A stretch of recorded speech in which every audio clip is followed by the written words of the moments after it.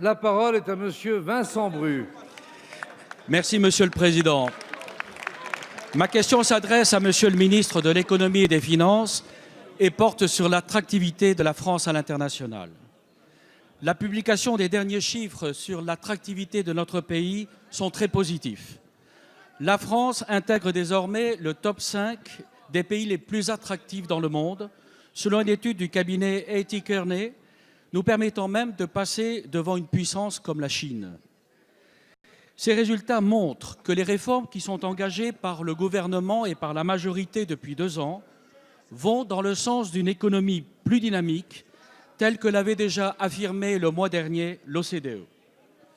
Que ce soit la réforme du Code du travail qui permet à nos entreprises un meilleur dialogue social, que ce soit le passage du CICE en baisse de charges directes, renforçant la compétitivité et la position de nos entreprises à l'international, que ce soit la transformation de notre modèle social à travers la réforme de notre système de formation, cassant les déterminismes qui se sont installés dans le pays, ou encore l'effort sur la fiscalité par la baisse des prélèvements obligatoires qui permet de libérer toutes les énergies de notre pays pour pouvoir investir dans des projets qui tiennent compte de la révolution du numérique ou de la transition écologique.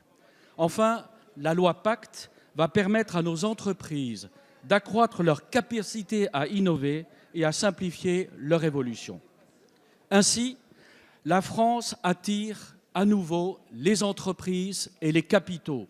Et c'est un espoir pour les Français, celui de la création de nouveaux emplois et donc d'une baisse durable du chômage. Monsieur le ministre, nombreux malgré tout sont les citoyens qui subissent encore la précarité et le chômage. Nous devons aller plus vite et plus loin dans les réformes. Que comptez-vous faire dans les mois prochains? Je vous remercie. Merci, Monsieur le député. La parole est à Madame Agnès Pannier-Runacher, secrétaire d'État auprès du ministre de l'Économie et des Finances. Merci, Monsieur le Président, Mesdames et Messieurs les députés, Monsieur le député Bru.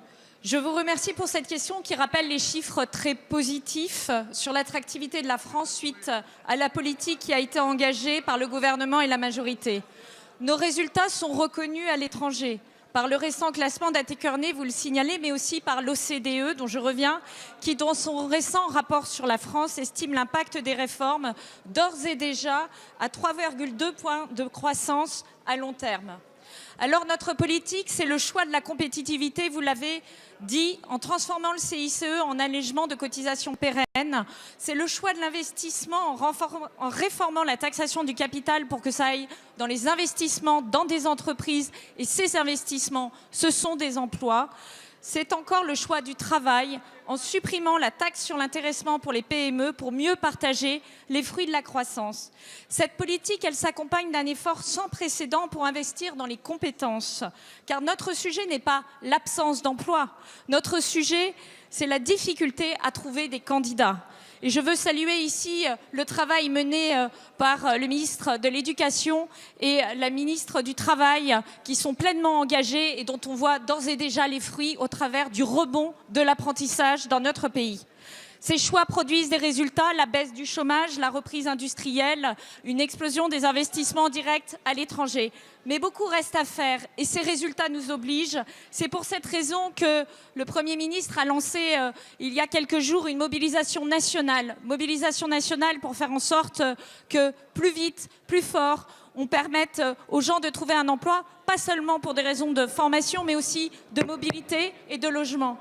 C'est aussi la raison pour laquelle nous lançons le pacte productif avec une vision à 2025 pour savoir où créer de l'emploi, dans quel secteur. Et c'est comme cela que nous allons gagner la bataille du chômage et de l'emploi. Je vous remercie. Merci, Madame la Ministre.